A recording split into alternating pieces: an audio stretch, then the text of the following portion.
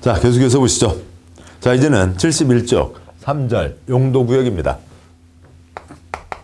그러니까 용도구역 역시 마찬가지죠. 그러니까 용도지역만 전국 모든 땅을 구분 지정한 거고, 나머지들은 다 필요할 때만 지정하고, 필요가 겹치면 서로 중복해서 지정할 수도 있습니다. 용도구역은 목차는 간단합니다.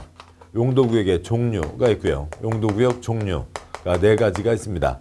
그러니까 도시자연공원구역, 개발제한구역, 시가와 조정구역, 수산자원보호구역 4가지가 있고요. 그러니까 용도구역 지정을 했습니다. 행위 제한을 하는데, 그러니까 이 중에 그 도시자연공원구역, 개발제한구역, 수산자원보호구역은 그러니까 용도구역 자체가 워낙 규제가 센 곳이에요. 그래서 규제가 워낙 센 곳이니까 법이 다 따로 있습니다. 그러니까 그런데 시가와 조정구역만 우리나라에 딱 한 곳밖에 없거든요. 그래서 한 곳밖에 없는데 그 법을 따로 만들기가 뭐해서 국토계획법에 쓰여 있습니다. 그래서 쓰여 있는 곳은 다르지만 규제하는 틀은 똑같습니다. 용도구역은 다 개발하지 마라 라고 하는 곳입니다. 개발 제한을 하는 곳이에요. 개발 제한 구역이 첫 번째였고, 그 다음 비슷한 것, 그러니까 성격 다른 것들이 생겨났는데 다 똑같이 개발하지 마라. 개발에는 공적인 목적으로 개발하는 것도 있고 사적인 목적의 개발도 있는데, 용도구역에서는 공적 개발도 하지 말고 사적 개발도 하지 마라. 즉 콘크리트 꿈도 꾸지 마 하는 게 용도구역입니다. 다른 데하고 성격이 완전 다른 거죠. 그래서 용도지역, 용도지구의 지정변경이 도시군관리계획의 한 항목이었고, 용도구역의 지정변경이 또 다른 항목이고, 이렇게 되는 이유가 얘는 전국 땅을 구분 지정한 기본 그림이고 필요할 때 지정하고 필요할 때 지정하는 거지만, 같은 게 뭐냐면 여기는 개발하라고요. 용도지역이나 용도지구는 개발하라는 겁니다. 예를 들어서요, 용도지역 중에 그러니까 중심 상업지역에서는 거기는 건물 지으라고요. 건물 짓는데 거기는 50층, 70층 건물을 지어야 되지, 거기다 1층짜리 돼지집, 그러니까 2층짜리 뭐 단독주택 그런 걸 지을 수 없다는 거죠. 그러니까 용도지역 건물 지으라고요. 개발하라고요. 개발을 하는데 지 마음대로 할 수는 없다는 거죠. 주거지역 중에서 그러니까 3종 일반 주거지역이요. 거기는 20층, 30층 아파트를 지으라는 거지. 그러니까 거기다 3층짜리 그러니까 연립주택 그런 건 지을 수 없다라고 하는 거죠. 그러니까 개발은 하는데 개인들 마음대로는 할 수 없다. 그러니까 용도지역, 용도지구라면, 용도구역은 아예 콘크리트 꿈도 꾸지 마 하는 게 용도구역입니다. 규제의 성격이 완전 다른 거죠. 문장 보시죠. 그러니까 동그라미 1번. 그러니까 용도구역이란 토지의 이용, 건축물의 용도, 그러니까 건폐율 용적률에 대한 용도지역 및 용도지구의 제한을 강화 또는 완화하여 따로 정함으로써 시가지의 물산 확산 방지, 계획적 단기적인 토지이용의 도모, 토지이용의 종합적 조정관리를 해서 도시군관리계획으로 결정하는 지역을 말한다. 법조문에는 첫째 줄, 둘째 줄에 이어지는 걸로 용도지역, 용도지구의 행위 제한을 강화 또는 완화한다 라고 되어 있지만 풀어주는 건 없습니다. 실제로는 강하게 제한하는 규제 강화 규정만 있는 거고요. 동그라미 2번. 지정할 필요가 있을 때만 지정하고 중복해서 지정할 수 있다는 건 계속 보시는 내용이죠. 옆에 아래 표에서요, 옆으로 4칸, 네 번째 칸 용도구역은 개발 제한, 공적 개발도 사적 개발도 하지 마라 라고 하는 그런 취지입니다. 다음 쪽 보시죠. 72쪽에 그러니까 굵은 1번 용도구역의 종류, 그러니까 도시자연공원구역, 개발제한구역, 시가와 조정구역, 수산자원보호구역 4가지가 있습니다. 이 4가지만 용도구역이에요. 입지규제 최소구역, 지구단위계획구역, 개발밀도관리구역, 기반시설 부담구역, 토지거래 허가구역, 별별 구역들 많지만 그것들은 용도구역이 아닙니다. 별도의 다른 구역들이에요. 그래서 그러니까 뭐 이름 비슷하지만 구분이 4가지만 용도구역이다.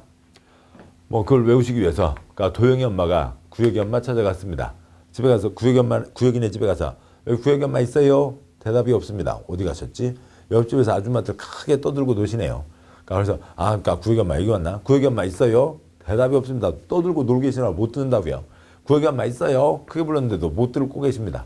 큰 소리로 외치죠. 여기 구역이 엄마도 계시슈? 구역이 엄마도 계시슈? 그 도계시슈 4가지만 용도구역입니다. 먼저 보시면 그 아래 문장들은 많이 있는데 시험에 나오는 거는 위 표면 다 된 겁니다. 시가오정역만 추가할 게 있는 거고요. 그래도 그러니까 문장 보시고 뭐 요약된 표를 나중에 시간 되면 보도록 하시죠. 먼저요. 양 1-1번.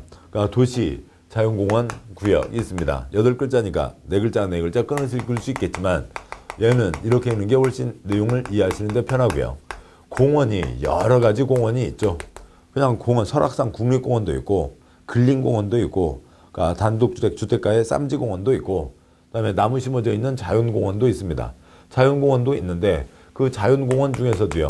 어디에 있는 자연공원이라고요? 도시지역에 있는 자연공원입니다. 그러니까 거기를 그러니까 구역이라고 정해놨어요. 용도구역으로 정해놓은 겁니다. 그래서 여기는 공원이니까 건물 지을 수 없는 거죠. 많은 사람들이 와서 쉬어야 되는 곳이잖아요. 근데 나무 심어져 있는 곳입니다. 그러니까 산에 있는 거죠. 뭐 산이라고 해서 무슨 북한산, 도봉산 그렇게 큰 산 아닙니다. 그냥 김밥 봉지 하나 이렇게 그 검은 봉지에서요. 손가락에다 달달달 돌리거나요. 아니면 과자하고 음료수 하나 넣고요. 그다음에 슬리퍼를 신고요. 이렇게 왔다 갔다 할 수 있는 동네 뒷동산들도 거의 대부분 도시 자연공원 구역입니다.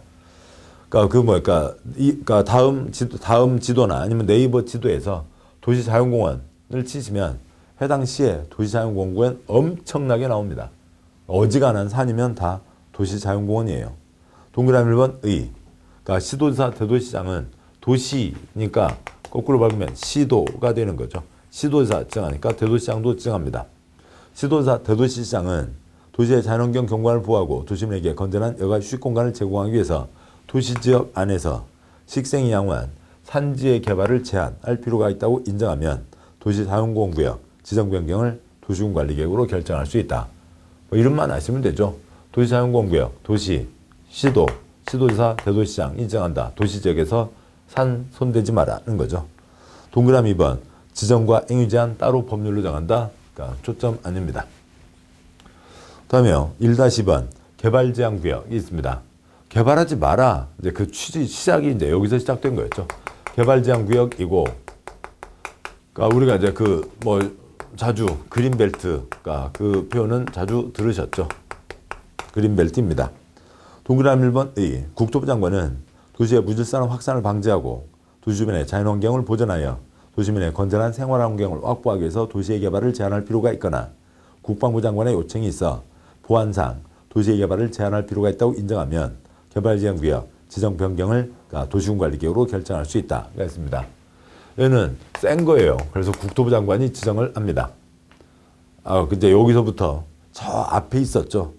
나중에 이제 가지 마시고 앞으로 가지 마시고 농지법 끝나고 나서서 다시 가실 겁니다. 그렇게 하실 거죠. 농지법 끝나고 나서 가실 건데 도시군관리계획 결정권자의 국가가 있었죠. 그 국가가 결정한다. 거기에 걸리는 사항입니다.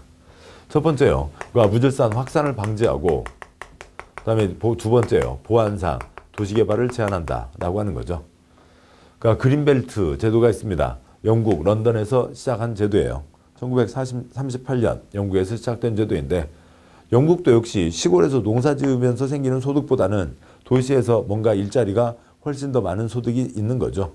우리나라도 역시 60년대 시골에서 그 식구들이 다 농사 지은 거하고 그래서 학비돼서 그러니까 도시로 나간 첫째 누나나 아니면 첫째 형이 어디 회사 취직해서 버는 돈이 농사 짓는 것보다 더 많이 벌기도 하고 그러잖아요. 한 명 버는 돈이.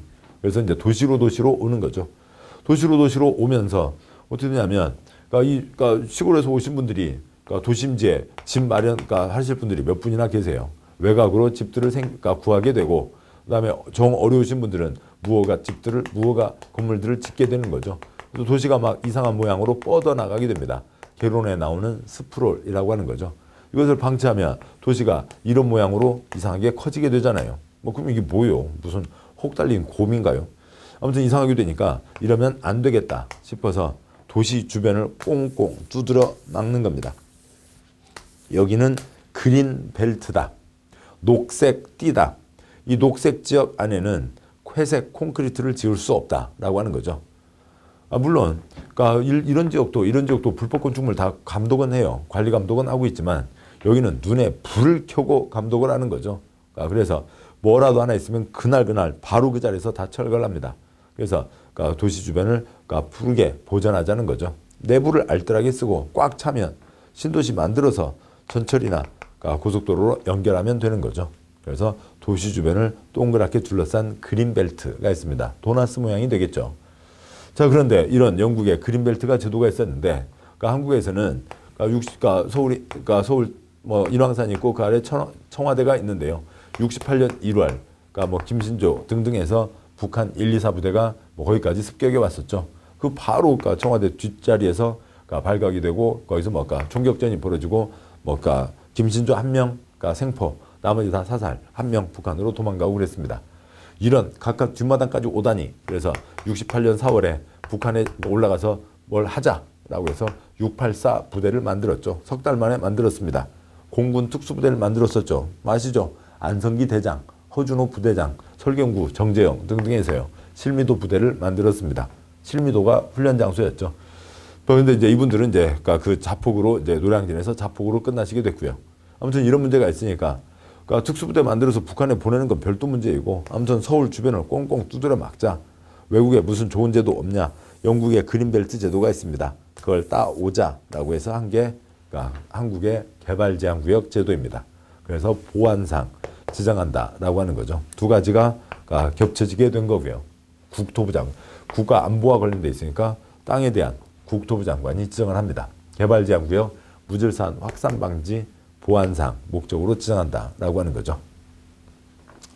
그 다음에요. 먼저 뭐 여기 다음에 무질서한 시가화 방지하고 구분하기 위해서 이 물산 확산 방지 이제 두 가지 내용만 더 말씀드리면, 자, 이 그림을 만약에 사람 단층 촬영이다 하고요. 그래서 그러니까 여기 있는데, 그러니까 여기에 배꼽이 있고 여기에 등뼈가 이렇게 있고, 그러면은 무질서한 뱃살 방지를 위해서 가죽 벨트를 매잖아요.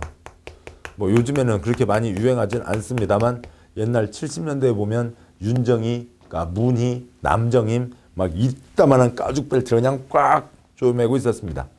무질서한 뱃살 방지는 가죽 벨트, 무질서한 확산 방지는 그린 벨트인 거죠.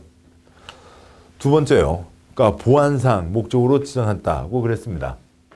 그러니까 서울로 보시자고요. 뭐 예전에 북한산 주변에 수굽던 할아버지, 벌치던 할아버지, 버섯 따던 할아버지 등등 도봉산 등등에 계속 있었습니다. 그러면은 저 그 그러니까 특수부대가요. 그러니까 여기까지 오는데 낮에는 숨어 자고 밤길을 헤치고 오잖아요. 그러니까 그렇게 왔는데 낮에 어디서 잤냐? 빈 움막에서 잤다. 빈 뭐 농가가 있었다. 거기서 잤다. 정 없으면은 땅 파서 나뭇잎으로 덮기도 하고 잤다. 그 얘기를 듣고 아무튼 이 주변에 뭔가 북한산 도봉산 주변에 있는 뭔가 집들이 남아있으면 벌치러 가면 비어있잖아요. 그러니까 아카시아 꽃 따라서 쭉 가다 보면 며칠이고 비어있을 수도 있습니다. 혹시 무장공비가 숨어있을지도 모르잖아요. 그래서 집을 그냥 싹 없애버린 거죠. 주변에 있던 집들을 싹 철거한 겁니다. 그러니까 그린벨트를 정하면서 그 그린벨트 지역 안에 있는 집들을, 건물들을 싹 철거를 하고요. 그리고 뭐 아파트를 지어준 게 아니라 한쪽에 모여 살게 한 거죠. 한쪽에 모여 살게 한 겁니다. 그러니까 벌치던 할아버지는 이제 벌치기가 어렵죠. 수굽던 할아버지는 수굽을 수가 없게 된 거죠. 아무튼 그래도 한 군데 모아놨으니까, 그러니까 20집을 모아놨는데 15집이 뭐 일을 하러 나갔었다 하더라도 5집은 있을 수 있잖아요.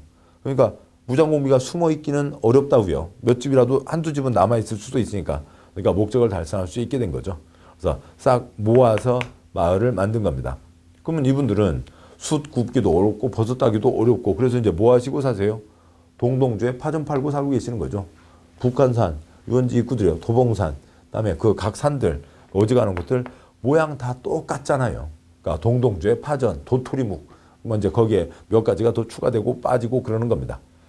그 여기는 있던 집을 싹 철거해서 한 군데 다 집 모아서 만든 거죠.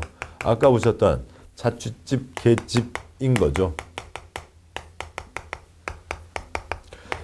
자연취락지구와 집단취락지구가 있는데, 자연취락지구는 자연적으로 형성된 마을이라면 집단취락지구는 이렇게 관청에서 다 철거하고 집단으로 모아서 만든 그 뭐 지구입니다. 따라서 이 집단취락지구는 어디 안에 있는 거고요? 개발제한구역 안에 있는 거죠. 개발제한구역의 취락을 정비한다라고 하는 거였습니다. 여기까지가 개발제한구역의 내용이었고요. 뭐 동그라미 2번 행위제한 따로 정한다라고 돼 있고, 다음 쪽 그림을 잠깐 보시면 그림이 그 선명하게 하려면 좀 더 복잡하니까요. 이렇게 돼 있는데 아무튼 대도시 주변에 그런 도나스 모양으로 동그랗게들 다 이렇게 묶여져 있는 거죠. 물론 서울은 그러니까 김포 쪽으로 해서 임진강이 트여져 나가는 거고 뭐 거기는 또 해병대 그러니까 젊은이들이 열심히 또 감독 관리하고 있습니다. 그러니까 1-3번 시가화 조정구역이 있습니다. 그러니까 시가화, 시가지로 변화되는 거죠. 그것을 조정하겠다. 말이 좋아 조정인 거고 실제로는 시가화 금지구역, 시가화 방지구역, 시가화 유보구역입니다. 시가화 하지 말라고요. 건물 짓지 말라고요. 시가지로 변화되는 걸 막겠다는 겁니다. 우선 다음 쪽에 있는 내용을 보시면 74쪽 가운데에 해설이 있는데 거기부터 먼저 보고 오시는 게 낫습니다. 시가화 조정구역은 지정 목적이 법에 정해져 있고 그거에 따라서 여러 군데를 정할 수가 있는데 지금 현재로는 우리나라에 딱 한 곳밖에 없습니다. 시가화 조정구역은 전국에 한 곳만 지정돼 있다. 그러니까 그래서 한 곳밖에 없으니까 법을 따로 만들지 않고 지정과 행위 제한, 국토계획법을 지정하고 있다고요. 도시군관리계획으로 시가화 조정구역을 지정할 때 시가화 유보기간도 해당 도시군관리계획으로 정한다. 여기가 시가화 조정구역이라고 하는 그 도시군관리계획 문서에 위치뿐만이 아니라 기간도 같이 쓰여 있는 겁니다. 그래서 시가화 유보기간이 예를 들어서 2008년부터 2008년 10월 17일부터 2017년 10월 16일까지다. 기간이 정해져 있으니까 기간 끝났으면 끝나는 거죠. 그래서 2017년 10월 16일 밤 12시 다음날 0시에 효력을 잃게 됩니다. 어디에 지정되어 있냐면 한 군데인데요. 대전에 딱 한 군데가 있습니다. 그러니까 대전에 그러니까 이쪽 유성구 서구 쪽으로요. 그러니까 서남부 3단계 지구가 정해져 있는데요. 3단계 지구 시가화 조정구역이 정해져 있습니다. 4번에 시가화 유보기간 10년으로 정해져 있고요. 취지는 이런 겁니다. 어디에 신도시를 만들려고 한다고요. 신도시를 만들려고 하면 거기 있는 땅, 건물, 돈 되는 나무, 돈 되는 돌덩이 다 돈 주고 사야죠. 그리고 그분들을 내보내는 겁니다. 그리고 싹 밀고 새 아파트 지어서 파는 거죠. 그 하는데 한 50이 든다고 치죠. 그런데 여기에 신도시를 만들어야 되는데 지금 현재 돈이 50이 안 되네요. 그러니까 돈이 지금 10밖에 안 돼요. 10밖에 없으니까 여기를 1, 2, 3 나누는 거죠. 그래서 먼저 10 갖고 1지구 다 사들여서 아파트 지어서 팔고 그러면 이제 15가 생겼네요. 15 가지고 2지구 다 돈 들이고 사서 다 싹 철거하고 아파트 지어서 팔고 그리고 이제 25가 생겼네요. 그 가진 25 가지고 나중에 들어가려고 하는 3단계 지구 거기가 시가화 조정구역으로 정해져 있습니다. 지금 바로 사업하는 게 아니라 나중에 들어갈 곳이라고요. 그러니까 여기는 나중에 돈이 생기면 나중에 가서 다 사들이고 다 철거해서 버리고 새로 신도시를 만들 곳입니다. 근데 여기에 이것저것 건물 지으면 짓는 족족 다 나중에 돈 주고 사야 되잖아요. 나무 심으면 나무 심는 족족 다 나중에 돈 주고 사야 되잖아요. 그거 하라고요? 하지 말라고요? 나쁜 목적의 사람들은 이것저것 지어놓고 이것저것 심어놓고 나중에 돈 달라고 할 사람들 많을 거잖아요. 그래서 아무것도 하지 말라고요.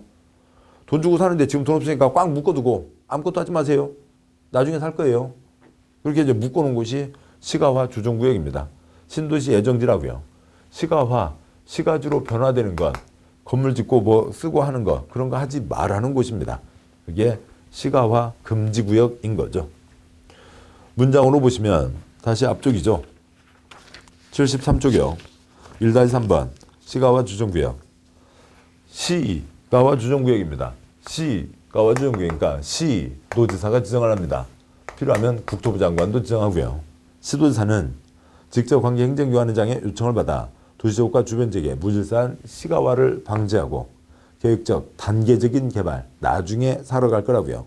도모하기서 5년 이상 20년 이내 사이에서 기간을 정하여 시가화를 유보할 필요가 있다고 인정하면 시가화 조정구역 지정 변경을 도시군관리계획으로 결정할 수 있다. 시가화를 방지하고 단계적 개발, 나중에 쓰겠다라고 하는 거죠. 이 목적과 단계적 개발이 있는 거고요. 단 국가계획과 연계해서 시가화 조정구역 지정 변경이 필요한 경우는 국토부 장관이 직접 결정할 수도 있다. 동그라미 2번 시가화 유보기간 국토부 장관 시도지사는 시가와 조정구역 지정 변경하려면 해당 도시지역 주변 지역의 인구 동태, 토지용 상황, 산업발전 상황을 고려해서 도시군 관리 계획으로 5년 이상 20년 이내 사이에서 시가와 유보기간을 정한다. 도시군 관리 계획으로 위치를 정할 때 그 문서 안에 도시군 관리 계획 문서 안에 기간도 같이 쓰여 있는 겁니다. 다음 쪽이요. 동그라미 3번 자동 실효. 기간이 정해졌으니까 기간 끝나면 끝나는 거죠. 시가와 조정구역 지정에 관한 도시군 관리 계획 결정은 시가와 유보기간 끝난 날 다음 날부터 효력을 잃는다. 효력 잃는다라고 하는 건 그날 밤 12시 정해진 날 12시까지는 효력이 있는 거죠. 그날 밤 12시 다음 날 0시 그때 효력을 잃는다. 다음 날부터 효력을 잃는다가 되는 거고요. 해설은 아까 보셨습니다. 1-4번 수산자원 보호구역은 수산자원과 수자원 그건 다 아시는 거겠습니다만 그러니까 수자원은 물이죠. 혹시 그러니까 한국 K-워터라고 하는 회사 보신 적 있어요? K-워터라고 하는 회사가 있습니다. 한국수자원공사요. 그러니까 댐 관리하고 하는 거죠. 하늘에서 비가 내려와요. 하늘에서 눈이 내려와요. 그게 대한민국 땅에 닿아서 지하수로 갇혀있든 냇물을 쫄쫄쫄 흘러가든 아니면 강에 흘러가고 있든 호수에 담겨있든 바다로 나가기 전까지 대한민국에 있는 모든 물이 수자원이고요. 수산자원은 수산업이죠. 광어, 우럭, 과메기, 꽁치, 미역, 조개, 다시마 등등등이 수산업, 수산자원인 거죠. 그래서 성격이 다른 거고요. 수산자원 보호구역은 그 광어, 우럭 키우자는 겁니다. 우럭구역이니까 콘크리트 장관요, 우럭 장관요, 우럭 장관이 하면 되죠. 동그라미 1번 우럭 장관, 수산부 장관은 직접 관계 행정기관장의 요청을 받아 우럭을 보호 육상하기 위해서 필요한 공유수매나 그에 인접한 토지에 대한 우럭구역 지정 변경을 도시군관리계획으로 결정할 수 있다고 돼 있고 아주 여기도 규제가 센 곳이에요. 그래서 많지 않고 우리나라에 딱 3군데밖에 없습니다. 그러니까 태안 앞바다요. 좀 오래됐습니다만 삼성 조선 유조선 깨져갖고 큰 난리가 있었죠. 진도 완도 앞바다요. 통영 등 한려수도 국립해상공원요. 딱 3군데가 수산자원 보호구역입니다. 다음 쪽 보시죠. 이제 행위 제한이 있습니다. 다른 곳들은 행위 제한이 다 따로 있는데 시가와 조정구역만 국토계획법에 써져 있고 여기 말씀드린 그대로입니다. 공적 개발도 사적 개발도 하지 말라는 거죠. 공적인 개발도 하지 말고 사적인 개발도 하지 마라. 그런데 사람은 살고 있죠. 사람은 살고 있으니까 사람 숨쉬고 사는데 필요한 이만큼 얼만큼 요만큼만 할 수가 있다고요. 숨쉬고 사는데 필요한 요만큼만 할 수가 있는 거지 돈 벌자는 개발은 불가능한 겁니다. 심지어 공적 개발도 못하게 하잖아요.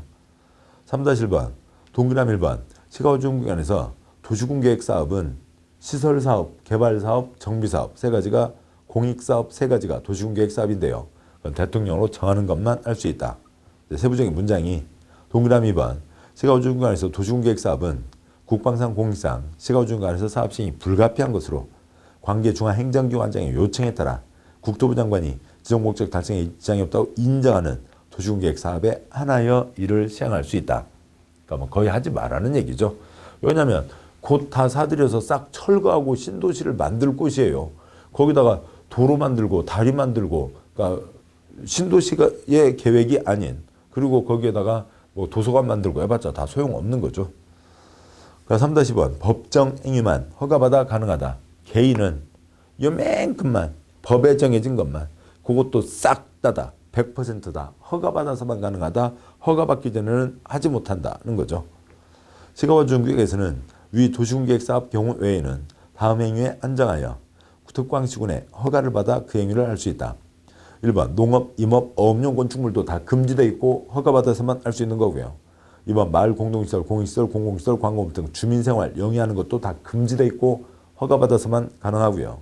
3번에 임목의 벌채, 조림, 육림, 토석 채취도 다 금지되어 있고 허가받아서만 가능합니다. 그 아래 괄호 일반적인 개발행위에 비해 대한민국 일반 땅에서 하는 개발행위에 비해 시가와 조정구역에서 할 수 있는 개발행위는 범위가 요만큼이라고요.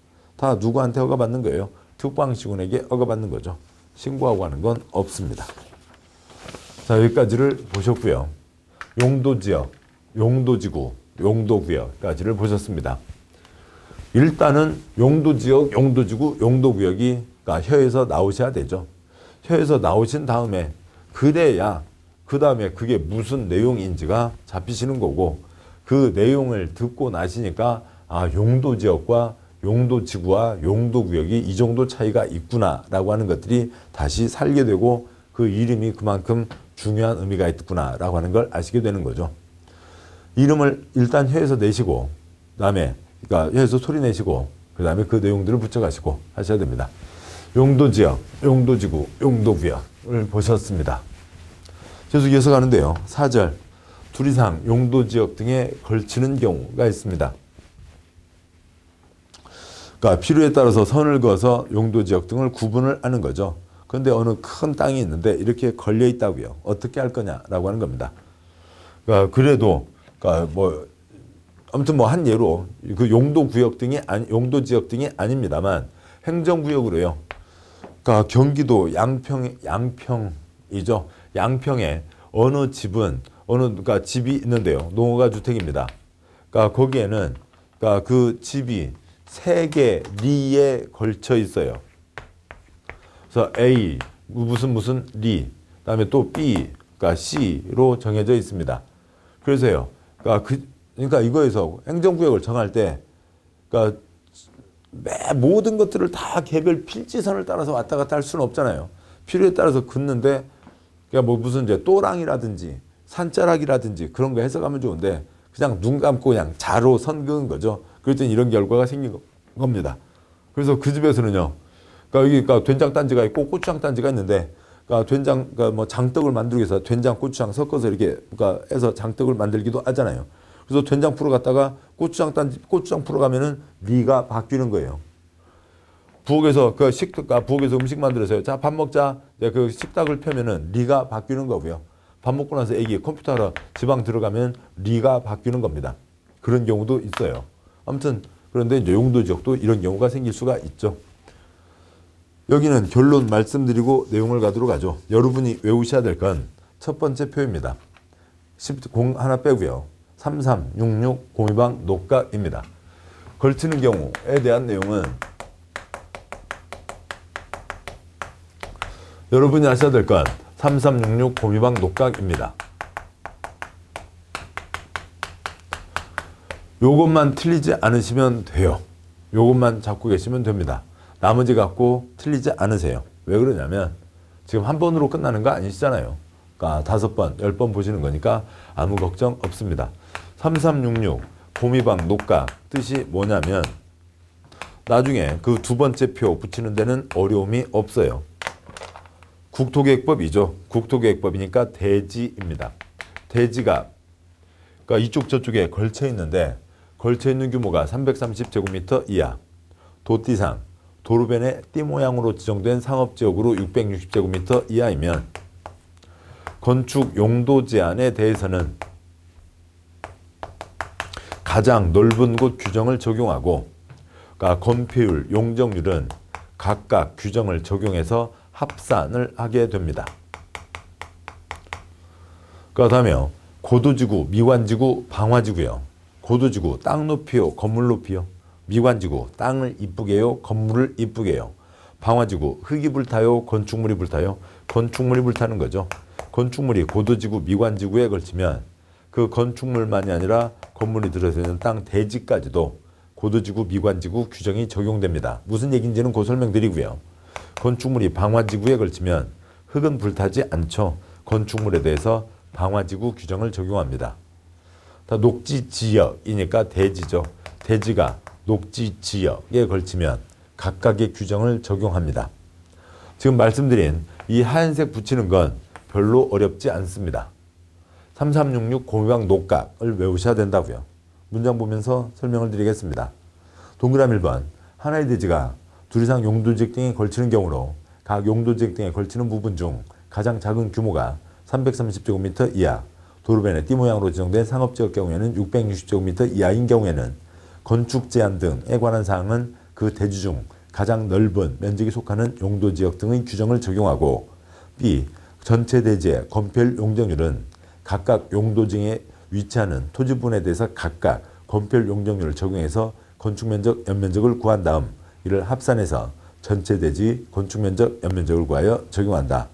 문장으로는 복잡하지만 그 아래 검은 바탕이 있듯이 원문은 더 복잡해요. 가시지 않아도 되고 계산은 간단합니다. 그 다음에요. 동그라미 2번. 단 건축물이 미관지구 고도지구에 걸쳐 있는 경우에는 그 건축물 및 대지 전부에 대해서 미관지구 고도지구 건축물 대지 규정을 적용한다. 3번. 하나의 건축물이 방화지구와 그 밖의 용도지역, 용도지구, 용도구에 걸쳐 있는 경우에는 위 규정에 불구하고 그 전부, 건축물 전부에 대해서 방화지구 안에 건축물 규정을 적용한다. 단. 건축물이 있는 방화지구와 그 밖의 용도지역, 용도지구, 용도구역의 경계가 건축법 규정에 의한 방화벽으로 구획되는 경우 그 밖의 부분에 대해서는 그렇지 않다. 동그라미 4번. 하나의 대지가 녹지지역과 그 밖의 용도지역, 용도지구, 용도구역에 걸쳐 있는 경우에는 위 규정에 불구하고 각각의 용도지역 등등 건축물 토지 규정을 적용한다. 단 녹지지역 건축물이 미관지구, 고도지구, 방화지구에 걸쳐 있는 경우에는 2, 3에 따라 미관지구, 고도지구, 방화지구 규정을 적용한다고 되어 있습니다. 자, 하나씩 보도록 하시죠. 동그라미 1번 A. 동그라미 1- 기역과 니은이 있습니다. 자, 다음과 같은 땅이 있다고 보죠. 1200제곱미터짜리 땅이 있습니다. 자, 그런데 용도지역선이 걸치게 됐네요. 그래서 여기가 A 용도지역 500, 400, 300이 걸리게 됐습니다. 그 다음에 여기가 B 용도지역, 여기가 C 용도지역이라고 보죠. 이 규정이 없으면 여기가 도시지역, 여기가 농림지역이라고 했을 때 이 규정이 없다면 도시지역은 도시지역으로, 그러니까 관리지역은 관리지역으로, 농림지역은 농림지역으로 써라. 그러면은 300제곱미터, 100평도 안 되는 땅, 농사짓기에서 트랙터 사고, 콤바인 사고 그러겠어요? 그럴 리가 없죠. 그냥 땅을 놀릴 겁니다. 땅이 죽게 되는 거죠. 그럼 우리나라가 요만한 땅에 이렇게 많은 사람 살고 있는데 관청에서 네 땅, 네가 놀리면 네 소원해. 지금 그럴 나라냐고요. 이렇게 걸려서 죽게 되는 땅이 한두 군데가 아니게 되죠. 그러니까 그래서 그 땅 죽는 게 아까우니까 규정을 만든 거죠. 330 이하면 가장 넓은 곳은 쓸 거잖아요. 가장 넓은 곳은 쓸 거니까 330 이하는 가장 넓은 곳 규정을 적용한다고요. 그래서 여기 이 그림에서는 800가지를 A, 도시적으로 쓸 수 있게 되는 겁니다. 그러니까 여기 땅을 죽이지 않고 쓰게 되는 거죠. 그렇게 됩니다. 항상 경사난 내는 아니죠. 여기가 농림지역이고 여기가 도시지역이면 이 사람은 300제곱미터에다가 도시지역 허용되는 뭐라도 하고 싶은데 그럴 수가 없고 농림지역으로 써야 되는 거죠. 330 이하는 건축 용도 제한 A에서 허용되는 것을 여기까지 적용하게 된다. A지역 가장 넓은 곳의 규정을 적용한다. 그러니까 동그라미 1번의 니은요. 600 도띠상 660 이하이죠. 도로가 있습니다. 도로가 있고요. 띠 모양으로 지정된 상업지역이 있습니다. 그러니까 도로를 따라서 보통 이제 상업지역이 정해지는 게 대부분이죠. 그래서 이쪽은 상업지역, 이쪽이 주거지역이라고 보겠습니다. 어느 땅이 있어요. 어느 땅이 있는데 여기에 500, 여기에 700입니다. 역시 이 규정이 없다면 330 초과는 그냥 각각의 규정을 적용한다. 그럼 여기는 상업지역, 여기는 주거지역 쓰게 될 텐데 그렇게 됐을 때 그러니까 수도권에 어지간한 곳들은 다 이제 땅을 알뜰하게 다 쓰겠습니다만 땅값이 워낙 비싸니까요. 지방 도시들 같은 경우에는 지방의 대도시들 봐도요. 다 외곽에 신도시를 만들지 구도심을 알뜰하게 쓰지는 않잖아요. 구도심에 옛날 상가들 다 죽어 있습니다. 내려가 보면 막 썰렁하죠. 낮 1시에도 이 블럭, 차 블럭까지 해서 눈에 보이는 사람이 2-3명밖에 안 보이는 그런 경우들도 자주 있어요. 그러니까 길거리에 가게만 내놓고 안에 있는 땅은 다 죽어 있죠. 무슨 주차장으로 쓰거나 또 아니면은 뭐 무슨 건축물 폐자재, 건축물 자재 쌓아놓는 걸로 쓰거나 이렇게 하는 경우가 대부분입니다. 그러지 말자고요. 그래서 여기 땅까지 쓰자는 거죠. 그래서 도띠상 660 이하면 이 1200 전체를 가장 넓은 곳 규정을 적용한다. 1200 전체를 주거지역으로 쓰라고요. 땅을 죽이지는 않겠죠. 주거지역으로 써서 요 안에 땅을 죽이지 않게 한다라고 하는 겁니다. 건축 용도 제한은 가장 넓은 곳 규정을 적용한다는 얘기고요. 다음에 이제 그 1-B 건폐율 용적률은 그냥 그대로 적용하는 겁니다. 뭐 아주 가장 복잡한 이 경우에도요. 이렇게 되어 있다고 치죠. 여기가 500제곱미터, 여기가 400제곱미터, 여기가 300제곱미터이고 여기가 A 용도지역, B 용도지역, C 용도지역이고 뭐 건폐율을 보죠. 그러니까 건폐율 여기가 예를 들어서 뭐 그냥 이렇게 보죠. 주거지역, 상업지역, 녹지지역. 녹지지역은 얘기가 복잡하니까요. 공업지역이라고 보겠습니다. 그럼 건폐율이 7972죠. 70, 그러니까 90, 그러니까 70입니다. 그러니까 그러면 그러니까 뭐 차라리 이것도 좀 복잡하게 여기 계획관리라고 할까요? 계획관리는 40이죠. 아무튼 여기가 이렇게 주어졌다고 치자고요. 그러면은 이 땅에 얼마나 건물을 덮을 수 있냐고요. 이 땅 전체에 건물 덮을 수 있는 게 50에 70%, 500에 70%니까 이쪽으로 들어갈 수 있는 게 350. 400에 90%니까 이쪽으로 들어갈 수 있는 게 360. 그러니까 300에 40%니까 이쪽으로 들어갈 수 있는 게 120이죠. 그래서 여기에는 350, 360, 710, 350, 360, 그 다음에 120을 합치니까 이거 합치면 712죠. 그래서 830을 여기에 올릴 수 있다는 겁니다. 각 계산해서 합치면 됩니다. 830이 올라가게 되는 거죠. 그러면 여기 전체에 적용되는 건폐율은 어떻게 되냐고요. 이 땅 전체에 적용되는 그러니까 건폐율을 이제 뭐 그것을 적용해 본다면 이 전체 땅이 지금 1200인 거죠. 1200에 830만큼 올라가게 된다가 되는 겁니다. 뭐 뭘까? 계산이야. 계산기 두드려 보면 되는 거겠고요. 그래서 건폐율 용적률은 각각 적용해서 합산하면 됩니다. 그 다음에요. 고미방, 녹각 쪽으로 이제 가시게 되는 거죠. 그 아래 그림입니다. 동그라미 2, 3, 4가 있는데요. 자, 보시죠. 그러니까 여기 토지가 있고 건물이 있습니다. 그러니까 토지가 있고 건물이 있는데요. 그러니까 이쪽으로 그러니까 고도지구, 미관지구가 정해졌다고 보겠습니다. 고도지구, 미관지구가 정해져 있는데 이 규정이 없다면 고도지구, 미관지구가 정해져 있으니까 이쪽은 그러니까 예를 들어서 먼저 고도지구부터 보도록 하시죠. 고도지구 규정을 적용한다. 근데 고도지구 예를 들어서 80m 이하로 지어라.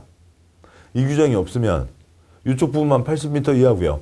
이게 하나의 건물인데 하나의 건물에서 그러니까 이쪽 노란 여기 칠해진 이분은 80m 이하로 하고 옆에 이쪽은 200m, 500m로 하고 그러면 동네가 어수선해지잖아요. 그러니까 그래서 고도지구, 미관지구가 정해졌으니까 고도지구, 미관지구가 정해졌으면 거기에 흙이 걸치면 건축물이 걸치면 얘도 80m 이하로 지으라고요. 나중에 이 땅에 지을 거 너도 80m 이하로 지으라고요. 그래서 대지, 건축물 전부에 대해서 고도지구, 미관지구 규정을 적용한다라고 하는 겁니다. 다음에요. 역시 토지와 건축물이 있습니다. 토지와 건축물이 있는데요.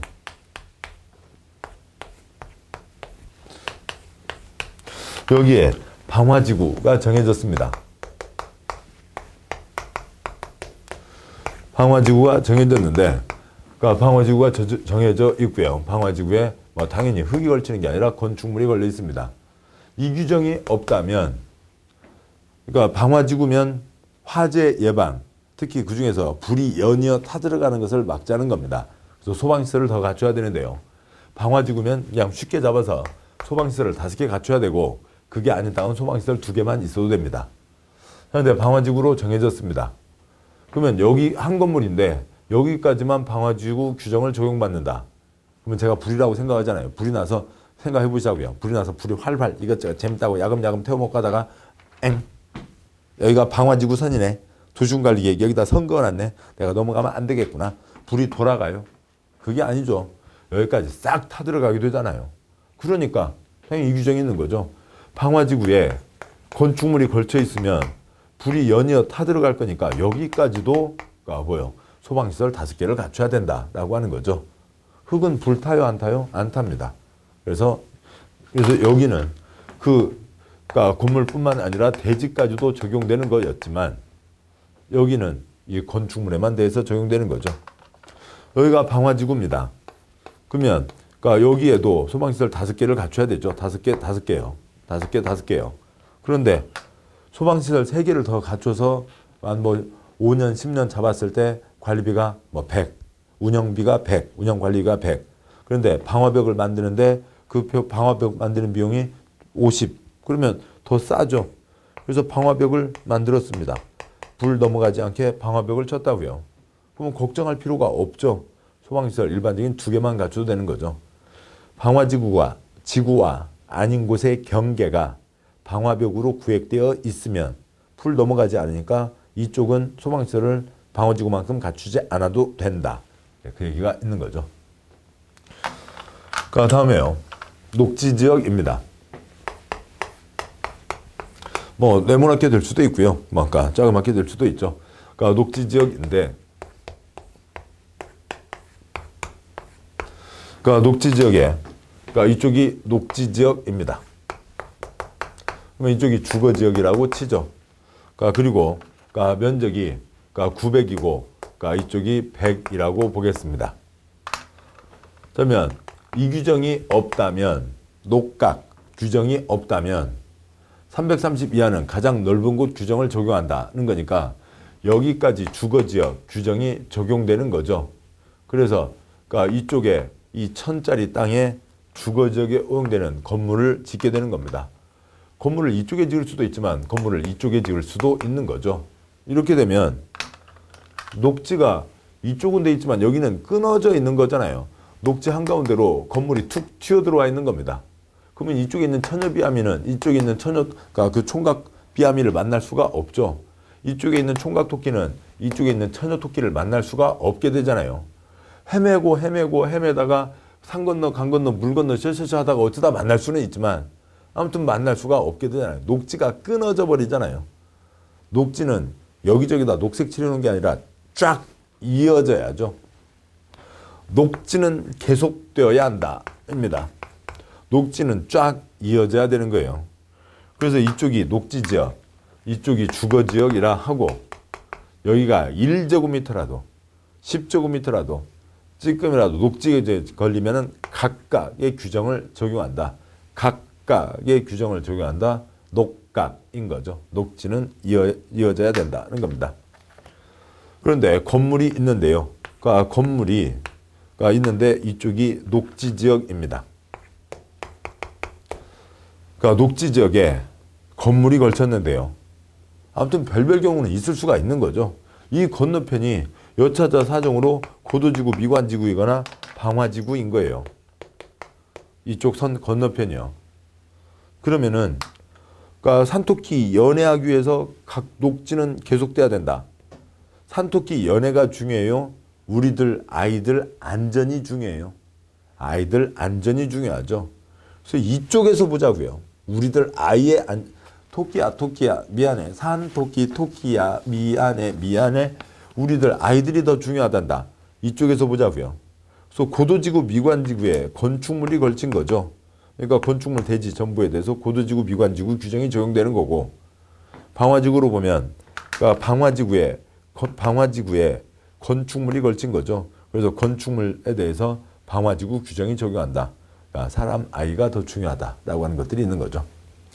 지금 여기는 방화벽 이 예외와 그다음에 녹지지역의 건축물 그 예외까지도 이제 우리 시험에 나가고는 있는 겁니다. 그걸 알기 위해서는 우선 기본들을 잡아두셔야죠. 다시요. 전체 결론은 대지가 330, 660 이하로 걸리면 용도 제한은 가장 넓은 쪽, 건폐율 용적률은 각각 합산한다. 건축물이 고도지구 미관지구에 걸치면 건축물 대지 전부에 대해서, 건축물이 방화지구에 걸리면 흙은 불타지 않으니까 건축물에 대해서, 대지가 녹지지역에 대해서 걸치면 각각의 규정을 적용한다라고 하는 게 있는데, 이 내용 붙이는 건 뭐만 하시면 된다고요? 3366 공유방 녹각만 놓지 않으시면 뒷내용 붙이시는 거는 어렵지 않습니다. 자, 여기까지 해서 용도지역, 용도지구, 용도구역과 둘 이상 걸치는 경우에 대한 규정까지를 보셨습니다. 고생하셨고 잠깐 쉬시고 다음 내용 또 계속 이어서 가도록 하시죠. 수고하셨습니다.